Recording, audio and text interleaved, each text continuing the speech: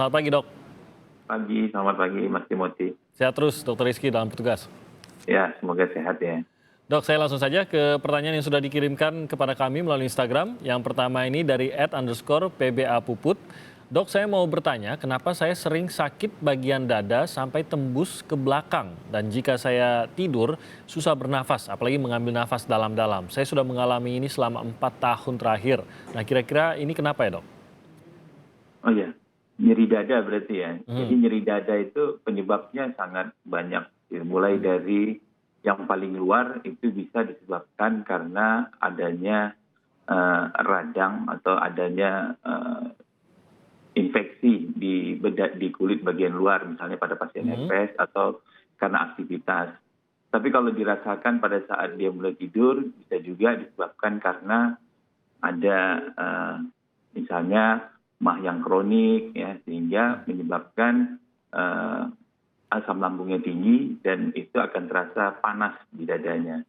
Tapi bisa juga nyeri dada yang perlu kita waspadai, Hmm. itu nyeri dada yang disebabkan karena jantung. Tapi ini perlu pemeriksaan lebih lanjut. Biasanya kalau dirasakan sudah 4 tahun, saya rasa ini kemungkinan yang harus kita singkirkan terlebih dahulu.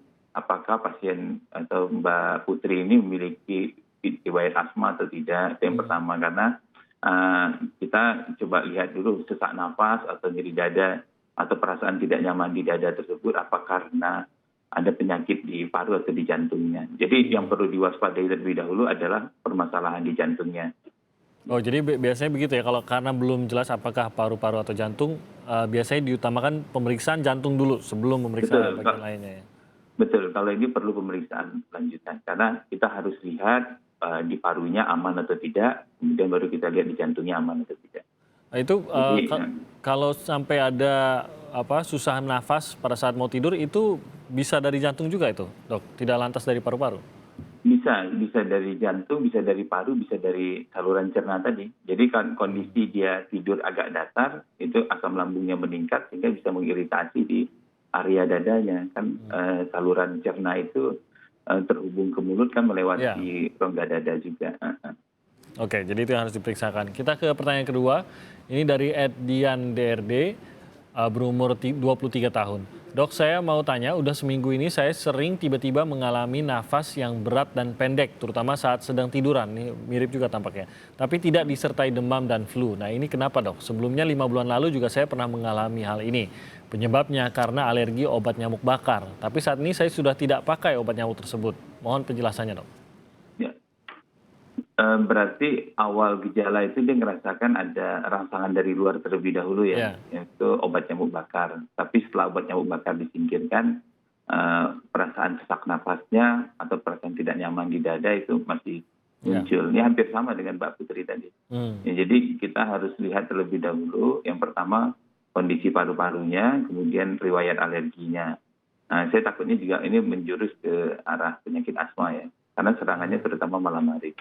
Jadi perlu telaah lebih lanjut, mulai dari anamnesis, kita tanyakan riwayatnya, kemudian nanti akan dilakukan pemeriksaan fisik oleh dokter, dan kalau diperlukan pemeriksaan penunjang untuk mendiagnosis apakah ada asma atau tidak itu harus dilakukan di rumah sakit. Oke, mungkin menambahi pertanyaan dari pemirsa tadi. Asma itu seringkali kita ketahui bahwa sudah berlangsung sejak usia muda begitu atau masih kecil bahkan gitu. Apakah memang bisa muncul di usia-usia dewasa, mungkin tadi di atas 20, 30? Bisa, usia lanjut juga ada sekarang asma red onset itu munculnya justru pada usia lanjut. Hmm. Iya, masih Pemicunya apa mungkin. dok kalau gitu?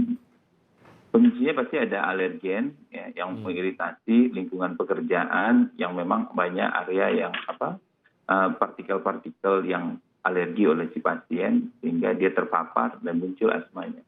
Atau kebiasaan-kebiasaan juga mungkin seperti kebiasaan merokok dan lain-lain. Oh, bisakah itu dihalangi atau diantisipasi agar tidak memburuk mungkin di tahap-tahap awal ini?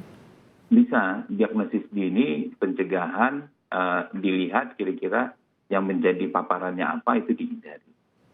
Oke, baik.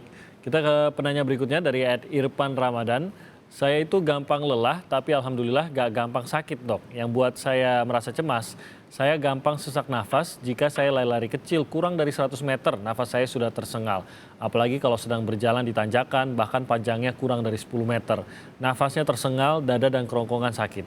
Kecemasan saya kian bertambah saat membaca di internet tentang yang saya rasa ini, Dok. Dari yang saya baca, beberapa yang saya alami ini masuk beberapa ciri-ciri edema paru-paru, Dok. Nah, saya tanyakan apakah benar ini yang dibaca oleh penanya? Ya, kalau ditelaah dari keluhannya, ini dia sedang mengalami yang kita sebut dyspnea on effort ya, atau sesak napas pada saat beraktivitas. Dan itu ada derajatnya. Biasanya ada yang agak sedikit ringan, itu jika dia beraktivitas di jalan rata, 100 meter dia udah sesak napas. Atau dia menaiki tangga, dia sesak napas. Atau dia mengenakan pakaiannya itu juga sesak napas, itu yang paling berat terasa.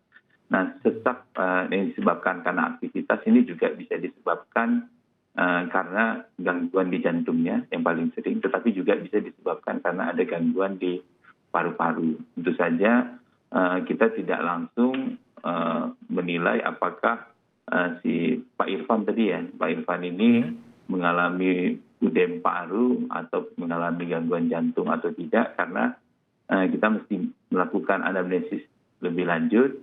Yang pertama usianya berapa, faktor risikonya ada atau tidak, dan kemudian dilakukan beberapa pemeriksaan penunjang yang untuk menentukan apakah ada gangguan di paru atau di jantungnya.